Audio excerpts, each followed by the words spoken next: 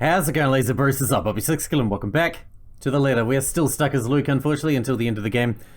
So we're gonna have to get used to it, even if I don't like it. Although we're getting there pretty, you know. He's been accosted by the lady, which means he has seen things. He's seen some shit, man. He's just not letting on. Come, my lord, the house beckons. When her fingers grasp the back of my coat, I finally find it in me to break off into a run. I can still feel her eyes on me as I run back to the house. But I refuse to acknowledge it, let alone look back. All I need is to get away from her and make sure she stays away. If that means acting like a coward and seeking out company to keep me safe, nobody can tell me to do otherwise. Bravery isn't something to be lauded if it comes along with stupidity. It must have been a sight to see the usually composed and reserved Luke Wright bursting through doors. Not that I have much of an audience unless there are other staff members who've chosen to disregard my orders for them to leave. Really, I still doubt that woman is of one of the staff. You think? Mustering up the courage, I look back through the window to see if she's following me. She's gone. But I don't take any chances, putting as much distance as I can between us. Stopping to catch my breath, Johan suddenly appears. Appearance nearly makes me jump out of my skin. Don't fucking do that, you son of a bitch! If I had a gun, I would have shot you! If I had any love left for my mutter, I'd take offense. But what happened to you? You look like you've seen a ghost. Oh, if only it was such a delusion. But I can still feel her sharp nails digging into my back. The feeling was too real for it to have been a ghost. There was his housekeeper. I think, I'm not sure. In the gardens. She was acting odd and I thought to remove myself from the scene. Strange. I made sure the rest of the staff had left and that the house was empty, as you requested. Describe this woman. She had pale skin, dark eyes, and long dark hair. She wouldn't give me her name.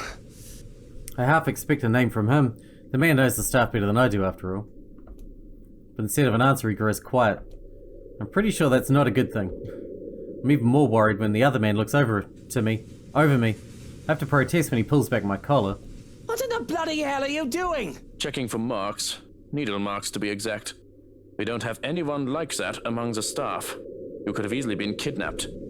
A cold feeling settles itself over me at the thought. I've long established my power over the more unsavory characters in Larkspawn. Or I thought I did. And the most harm I thought that could come to me would be slander, robbery, or incarceration. Kidnapping? An attempt on my own person? I've forgotten that I'm as human, as mortal as any other man despite my wealth and status. Fortunately, you look unharmed. But I advise that you be accompanied by trusted individuals at all times from now on. If not me, an assigned guard. I'll be informing them of this soon, as they return from their day in the city. Already I can feel the energy leave me at the realization of what could have been. All right. Yes, I suppose we should do that. But I think I'd like to call it a day. I should be safe in bed, yes? I'll stand guard outside for the night. The madam has been inquiring about you, by the way. A guard. Any other threat, and he alone would be enough to make me feel safe. But what I saw, whatever it is I saw, would one man be enough? That's all well and good, but there's something else. That housekeeper, she... Luke, you're home. I was worried about you. Haven't seen Hunter in a while. The grin that I can muster is probably lopsided. Forced as I snap my mouth shut to keep myself blabbing about witches and monsters. Because here I am standing in the hallway, dirt on my pants legs and sweat dotting my forehead. A far cry from my usual pristine condition. I don't want to worry Hannah. A cough. What happened to you? You look like you wrestled in the mud and moss, dear. And those flowers. Were you gardening? What? Oh, these. I didn't realize I still had them. I really did not. But there they are, still in my grip. The daffodils I'd taken from the garden. Even in the wake of my flight, I'd refuse to let go of them, whether I was conscious of it or not. Shall I put them in a vase? Give them to Hannah. Perhaps I did it to save face, or maybe a small part of me really had planned to take them for her. But, like a young man presenting flowers to a Valentine's, I awkwardly thrust the bouquet in Hannah's direction. They're for you. These are lovely, thank you. But aren't these The surprise is to be expected, and the open-ended question needs little interpretation. I've never given her daffodils before, especially not from the ones that I consider mine. They're for you. Don't make me think that kneeling around in the dirt was a waste of my time. It's not. It's not. Just... Are you feeling alright? I hope whatever I have isn't contagious. I'm not sick, Hana. I just got them for you. I thought they'd make you feel better, brighten up the room. I don't need my intentions questioned. The thank you was enough. And I didn't mean to insinuate anything. But you're right. Thank you, truly, for these. She takes them from me, careful not to crush the stems. There is still uncertainty on her face, which endears and annoys me in equal parts. But she does look lovely with them, the very picture of her, something that should be immortalized in paint. They should be for Mother. But it doesn't matter anymore. Why don't we turn in for the night? You must be exhausted with all that gardening. What does a dead woman care for flowers?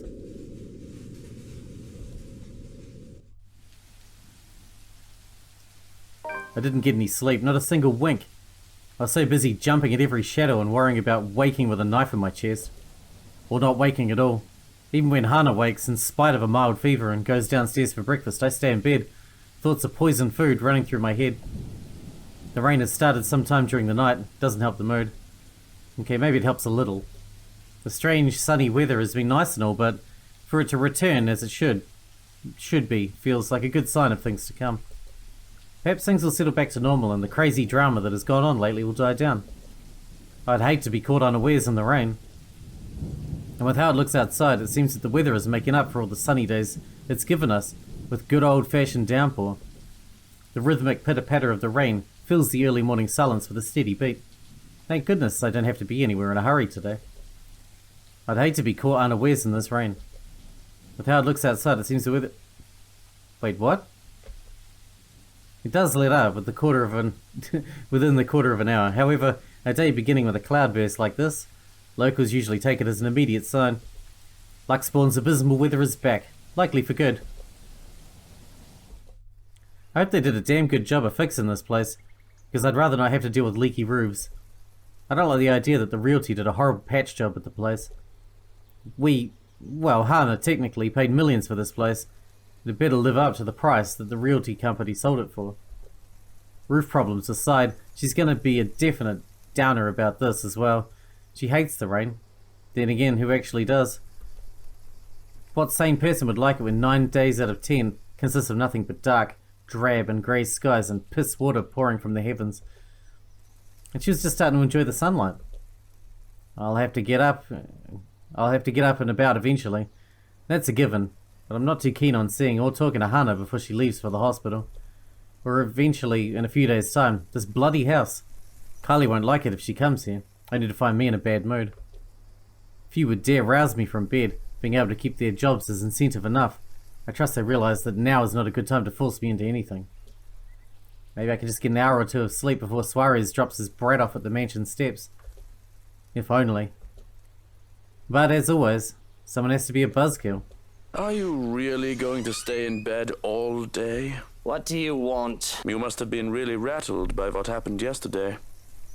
If you need to talk about it, I am quite qualified in that regard. Really? And you aren't even the slightest bit bothered? Truly? Not even the slightest bit worried? I was worried. But I realized that it's not my life in danger, is it?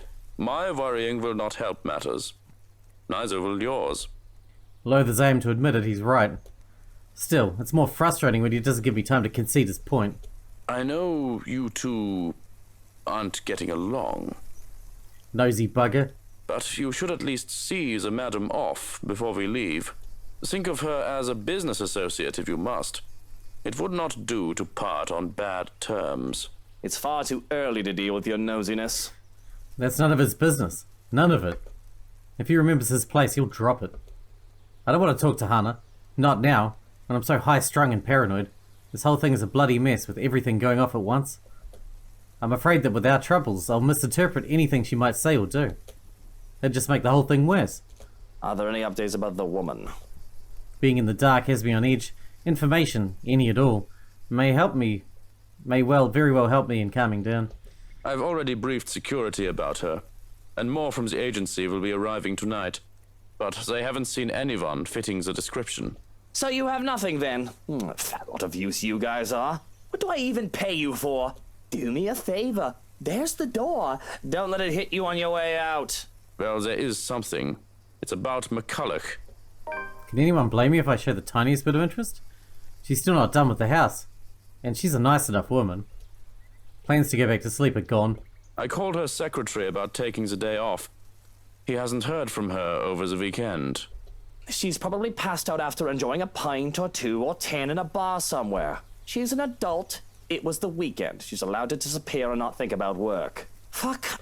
I wish I was passed out after a night of drinking. He does know that mobiles are a thing. That's all well and good, but she's not answering her mobile either. Mr. Parker will be filling a missing persons case with the police if she doesn't turn up today. Certainly someone must know where she is. Tabs are kept without fail on people who come to work with me. Background checks and constant surveillance until they finish their contracts with the rights. Some would say it's a bit over the top, but I can't be too safe. Too many want me dead. What about one of ours? Has anyone seen her? She's pretty hard to miss with how tall the woman is. The last anyone has seen of her was here, the morning of the party. Your housewarming party. That isn't good news. It wouldn't do for the police to hear of this and to suspect. It's of little import that I can easily prove my innocence. It's all a matter of principle. Because even the accusation of misdemeanor should not stain my reputation. Although, maybe it's a bit too late to hope for a squeaky clean one. Besides, it'd be such a hassle to have police poking about the house looking for a body that doesn't exist. Now, if we're done here, I'd like to go back to sleep and... Kylie! Well, there goes any plan of grabbing some shut-eye. Rolling over on my stomach, I can only scream into my pillow.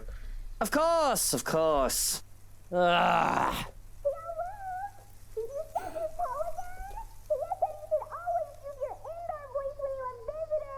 Johans, distract her. Oh, look, it's time for me to go. Have fun with your little play date. So long, farewell, and auf Wiedersehen. Goodbye. No, Johans, don't you turn away from me. Keep her busy for an hour. Come on! I have to press my face against the pillow once more to suppress a groan. You just can't get loyal help anymore. Hello there, little Fraulein. Your uncle is just upstairs and will be down in a moment. He is super excited to have you today. I hope you're well rested and ready to play a lot. Bastard. I'll be down in a sec, Munchkin. Let me just... Change into a fresh shirt, brush my teeth, fix my hair, bemoan my very existence. Wish I was anywhere else in the world right now. Don't get me wrong, Kylie's a great kid. Wonderful. Better than most brats her age. But handling a tyke is the last thing I want on my agenda right now with this whole Hannah business. Fortunately, I'm very well versed in how the world works. I've long learned that the show must go on no matter what hurdles come in my way. So I set to preparing for the day. Running a comb through my hair is just divine. It simply makes me feel more human. Bed hair is disgusting, though it isn't as bad as how it was when I was a child. With how expensive a trip to the barber was, I often had to grow it out until Mother had the time to cut it for me. The curls and tangles were simply horrid. Why, I was even mistaken as a little girl because of that. It certainly doesn't help that I was named Lucille. A freshly pressed shirt was enough to chase away any last signs of the sleepiness. The feel of crisp and clean cloth in my hands is a clear marker to the start of the day. But something catches my eye. My clothes and personal effects are already set on the dresser for the day.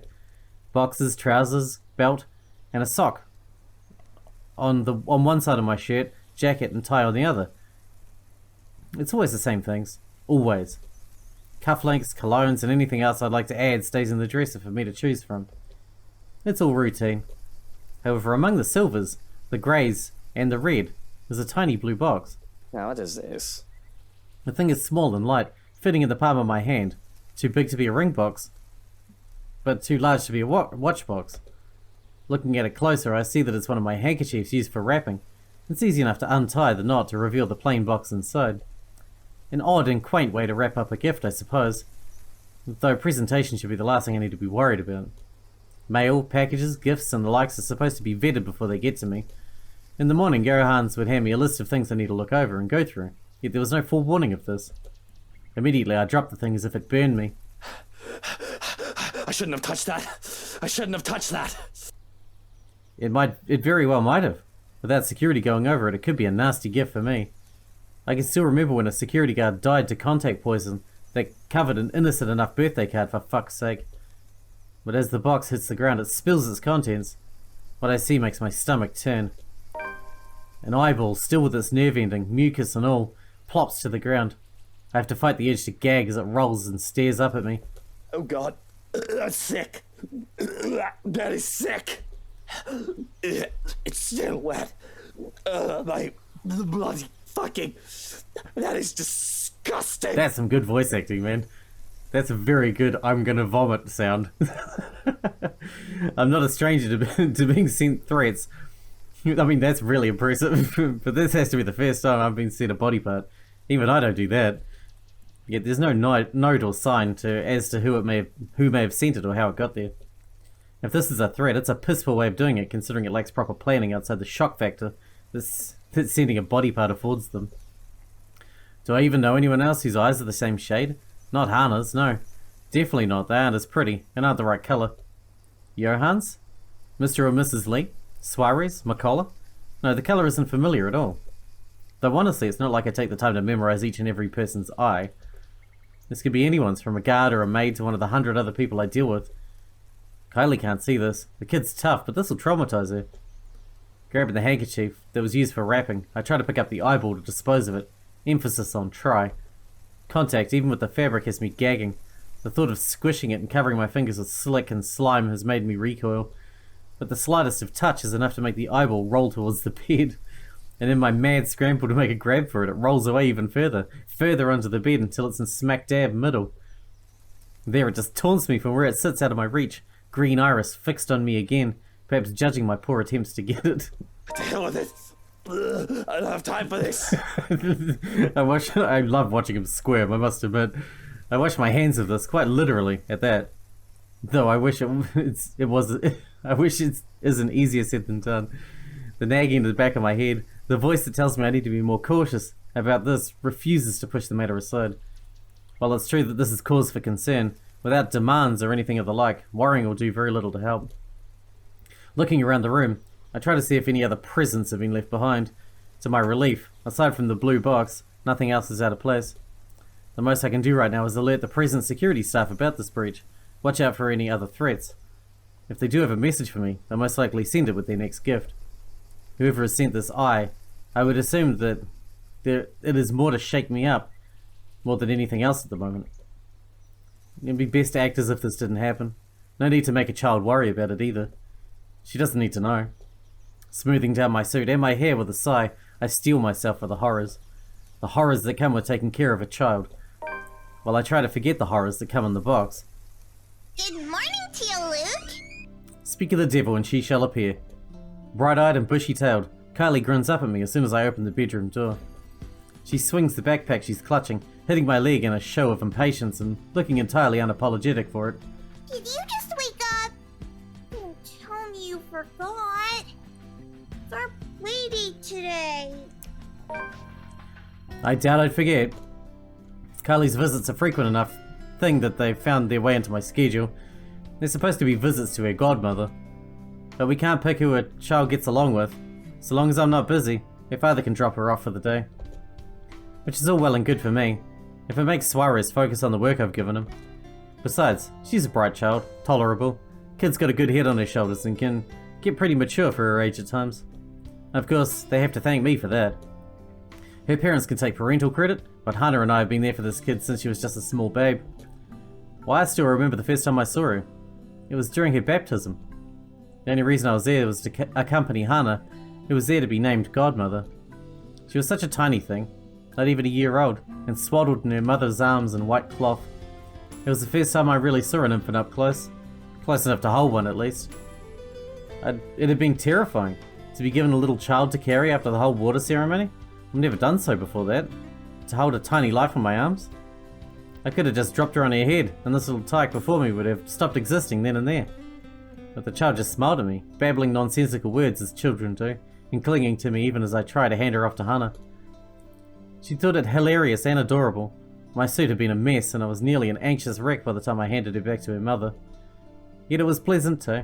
Of course I didn't, you little rugrat. I just had to take care of something before you arrived. Really? Well, I guess that's fine. As long as he told me for work like last time. Really? Now why don't we go back down and have breakfast in the parlor? I already ate at home. Papa made one of his tortilla de patatas. He wouldn't let me leave until I finished every bite. The Suarez's infamous tortilla de patatas. Those things are a hazard. You could probably use one to bludgeon someone into submission. With how huge they are, it's a miracle Kylie can still be so energetic. I had trouble staying awake the first time I had one. Speaking of staying awake... Well, I need some coffee in me at the very least. But if you'd like, you can jump straight to dessert. Yes! Dessert, please! It's easy enough to manage Kylie with the promise of sweets, thankfully. The hard part is managing her before she gets the sweets, because I nearly have a heart attack when the kid races down the stairs. Just the thought of her slipping and breaking her neck is enough to make me rush down after her. Slow down, the food isn't going anywhere. The food is going somewhere. In my tummy. Nice. Jesus fucking Christ. Children.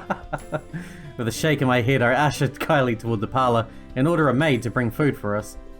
Whatever breakfast there is, along with a cup of coffee for me, and an ice cream for Kylie.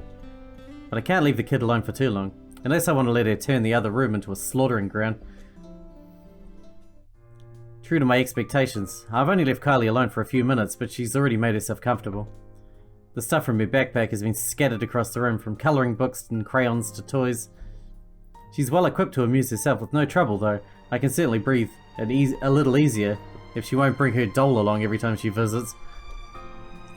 Narcissa or Sissa is a creepy little bugger. It doesn't help when Kylie left her during one. Finding the thing at the bottom of the stairs staring up at me at 3 o'clock in the fucking morning is a memory that won't be leaving me anytime soon. Even now it stares at me from where it's seated. I'm wholly tempted to just throw the thing into the fireplace and banish it from whence it came. I could buy her a prettier doll, a better toy. I'll break it and find a way to get rid of it if it weren't for Hana, and if only Kylie wasn't so attached to it. The thing is some antique doll she found for the brat's 6th birthday, one of a kind. My darling Hana loves her so. And Kylie does try to be a good goddaughter, but she can't keep her interest long with the wife. It's not something that Hana does wrong on her part. She does try so very, very hard. It's just that she doesn't really know quite how to handle children. She's never been around other children when she was young, surrounded by protective adults who cater to her every whim, and worried for her safety every minute. When she isn't able to keep up with Kylie, her first instinct is to be strict. Impose rules on the child, treat her as if she's made of spun glass, like every movement might break her. I at least have some idea from being around street kids. I know the games they've played and how they think. I know the scraps and skin these are all part of childhood, even with how I grew up. I had time to be a child and not some sheltered heiress. With Kylie, as behaved as she can be, with her toys and her books and art, she has to use up all her energy somehow. To run around the playground, and to make a mess in the mud, or to even just fake wrestle for a short while. Let her be a child when she wants, I say. If it becomes too much, just bribe her with sweets or ship it back to her papa. Problem solved. Unfortunately, Hana isn't quite up for those sorts of things most of the time, thinking it'll spoil the child. It turns the whole playdate awkward every time. Taking the last seat left, I pluck one of the colouring books from the table and see it filled with dinosaurs. Not exactly what I expect to see for a little girl, but it doesn't hurt anyone. If she wants to play with dolls or cars, or dolls with their cars, what do I care? She wants to put dolls' tutus on model cars even. Oh, this is a new one. The last one you had was filled with horses, wasn't it? Those were ponies, Tio. They're much cuter than horses. Like horses, but little. We went to a dinosaur zoo, and it was awesome! Dinosaurs are my favorite. I have no idea what that is, but it must be something. I'm only familiar with the T-Rex myself. Yeah, they found, fossils of its claws. They're really long. They think the whole theory might be a bazillion meters tall, even bigger than a T-Rex. Cisa says it'll be big enough to eat all my classmates. She only laughs as I scrunch up my nose and grimace. Takako says you're making a really funny face. Taka who? Takako, a friend I made. I have to stop and look around, expecting one of the help to be there. The child does have a way of befriending just about anyone, as long as she puts her mind to it. Yet the two of us are completely alone. Thankfully, she only finds my disturbed look as another funny grown-up expression. That might be a lot more problematic than when she plays with dolls or cars, though. Both the thoughts of Cisa giving Kylie ideas, and one of said ideas being massacre by dinosaur. Something I probably need to bring up with her father aside from work. But beyond murderous dinosaurs, creepy dolls, and imaginary friends, I find no trouble with Kylie. She's as energetic and precarious as any tyke her age can be. She's an angel, if she can get comfy and settled in after getting her sweets. We tuck into our waffles as soon as the food is brought in. Our waffles become our waffles because she wanted her own plate to go with the ice cream as soon as she saw mine. A fresh plate of berries is brought in as well, which goes really great with the rest of his feast, as Kylie puts it. And if I indulge in the sweetness, I'll have a cup of black coffee to pair it off.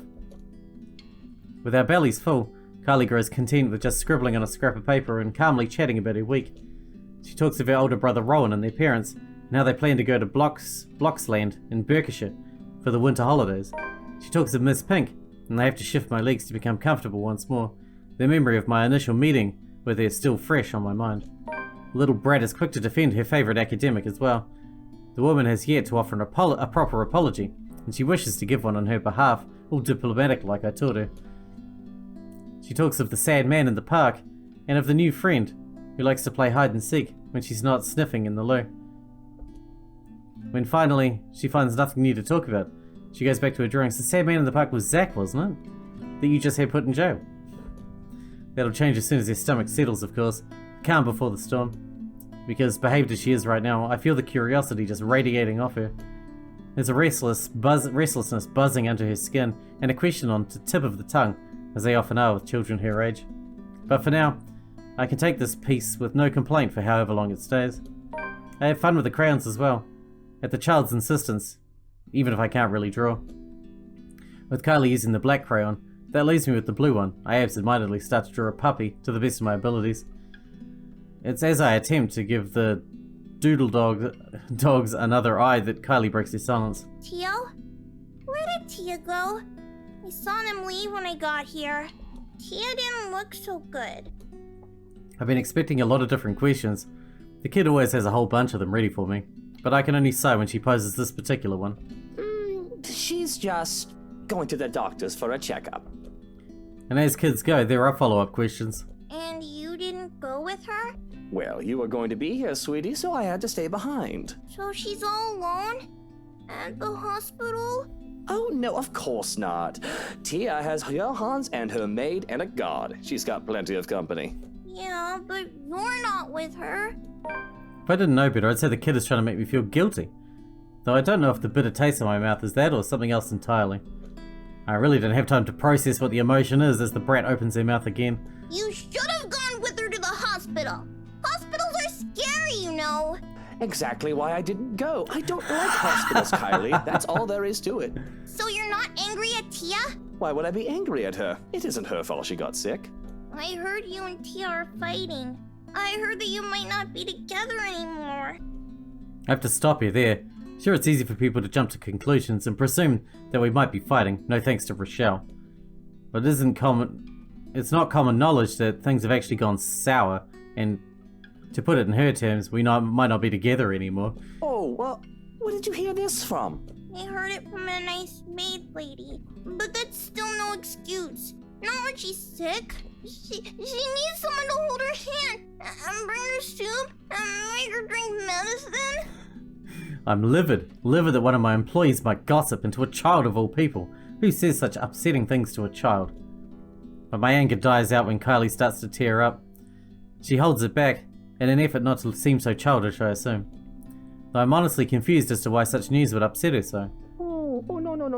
Look, Kylie, there's no need to cry. I'm not going to cry. Are you sure? You've got no reason to cry. Even if Hannah and I won't be together anymore, you can still visit me and I can still visit you. That's not the problem. Why don't you and Tia love each other anymore?